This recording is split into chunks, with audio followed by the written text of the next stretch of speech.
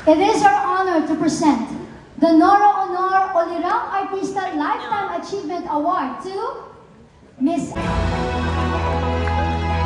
Presenting the trophy for the PMPC is current PMPC President, Mel Navarro, together with members and officers of the PMPC.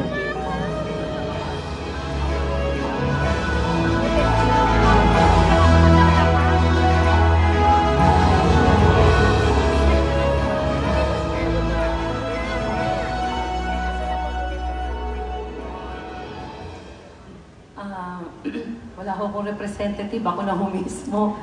Kahit na po namamalato ako galing ng flu, talaga po hindi ko mapahigian po ang PMPC. At alam niyo po, isang malaking karangalan po na makakuha ko na mapili po ako sa award na to kay Ate Kai.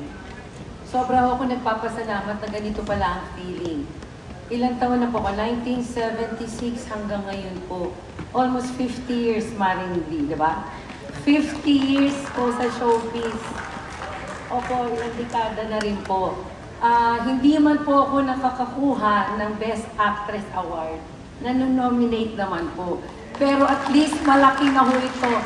Na-inspired na po ako dito sa natanggap kong award. Maraming salamat po sa bumubuo ng PMPC. Kay Maring Guy ko po, thank you so much. Dadalhin ko po ito habang buhay. Maraming salamat.